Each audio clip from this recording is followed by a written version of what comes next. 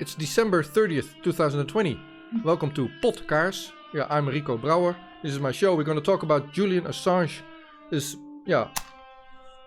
possible extradition and the court ruling this Monday, and actions taken in the Netherlands this Sunday. So this is Podcast, which is literally a pot with candle.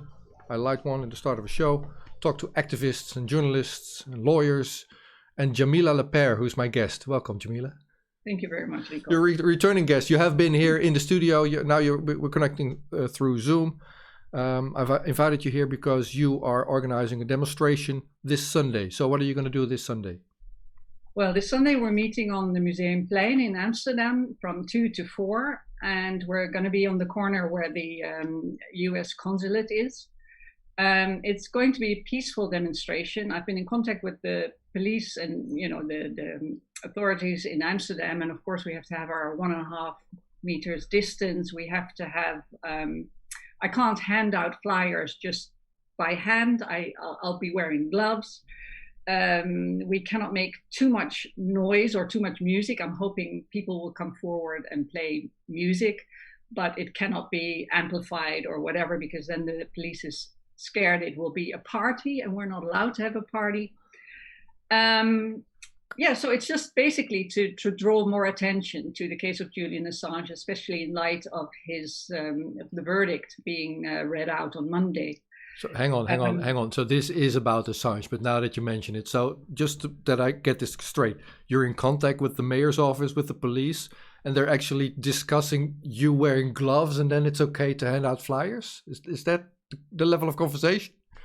Well, they told me I cannot hand out flyers shouldn't go from hand to hand. That's what they said. Okay. Or maybe I read it on the website. I forget what I heard and what I read. Okay. But as far as the music is concerned, we did this talk in Dutch a moment ago, and I promised you I'd be there and bring my own guitar. So anybody listening here in English, and if you're in Amsterdam or in the Netherlands, join us at Museumplein in Amsterdam this Sunday. Bring your guitar if you have one. Carry on. Yes, and if you're good at John Lennon's Truth or The Who's Free Me, that would be good. And any other protest song by Bob Dylan or whoever is also fine. And I mean, the police did say about it can't be too loud, then it's a party, and then I have to have another permit or whatever. So it's preferably it's just spontaneous music.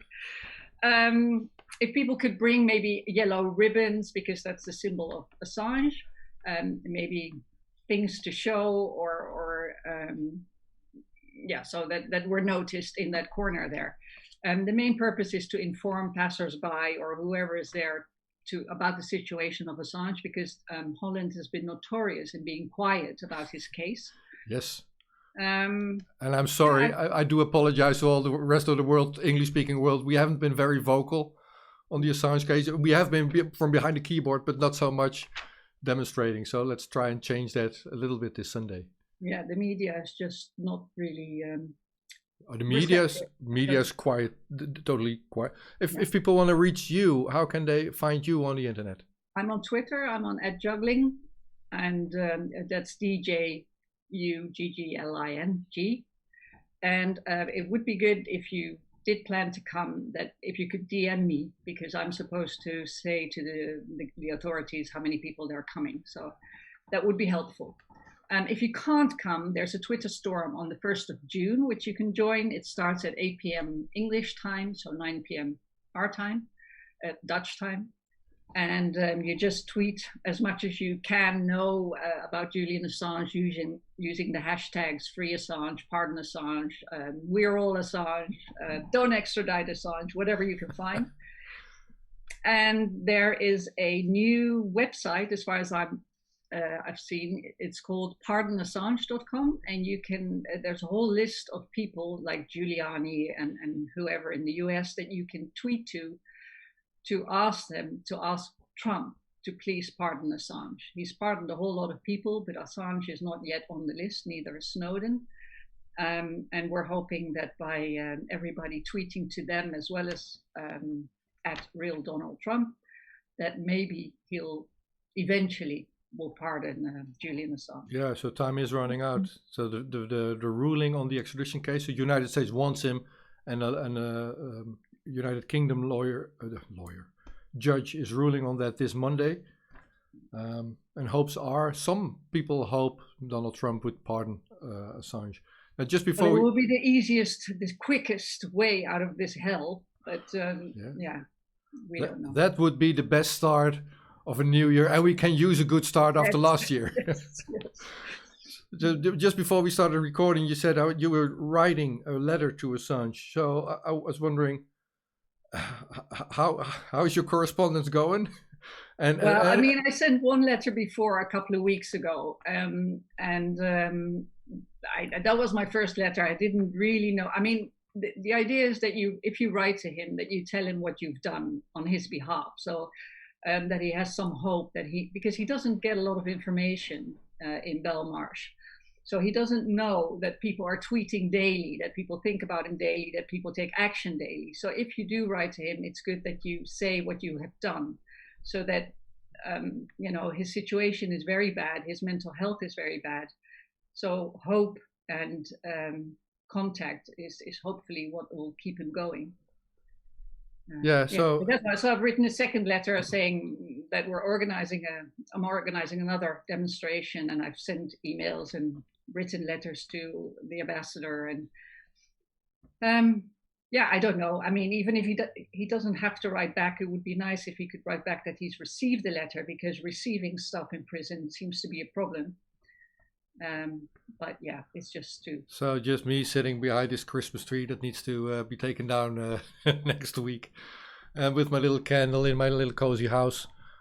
You fill me with hope. I can only imagine what a letter of the sorts that you're writing does to someone being locked. Yeah, but I mean, I'm just a peanut. There are people who are doing so much. I mean, it's really a great. It's a very sad case, but it's a really great community. There's so many inspiring people. Like I told you just now that. I'm not that savvy with making stuff like flyers on the computer, and so this woman from New Zealand contacted me, and she offered her help, and during the night she made me this flyer for the demonstration, and it's really nice. It's excellent. It's brilliant that people from all over the world are joining hands. Fighting. And the last couple of days, a lot of Stefania Maurizzi and Dr. Driver, they've organized all these online Q&A sessions that you can ask questions. You can, so a lot of people are putting in, their own time and a lot of effort, and it's amazing, and they're all heroes in my eyes. All right, so this Sunday at 2 in the Netherlands, so 1400 hours, Museum Square, Museumplein. As close to the United States consulate as we can make it. Yeah. And you being the organizing party, I recognize what you're saying. Like, this is peaceful, this is tranquil, this is happy and friendly. Now, it's definitely going to be happy and friendly, but I urge everybody to bring a guitar and sing on the top of your voices and see what happens there. So That's just me. Okay, looking forward to meeting you there. Yes, me too. How is your singing voice anyway? Well, it used to be good, but not anymore. I'm so out of practice. So I'll shout and scream whatever I need to do. I was in London in February, in front of Belmarsh Prison when the first week of the extradition trial was, and people were screaming and shouting and singing together. And that was one of the most hopeful things I'd seen over the last years. So maybe we should at least bring a couple of guitars. See you Sunday. Okay, thank you very much, Rico. Niet normaal maken wat niet normaal is.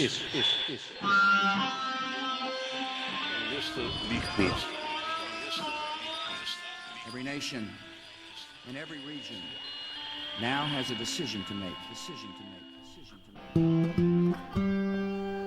You think I'm joking? Predator drones. You will never see it coming. Dat er rook is. Laat staan dat ik kan ingaan over vuur.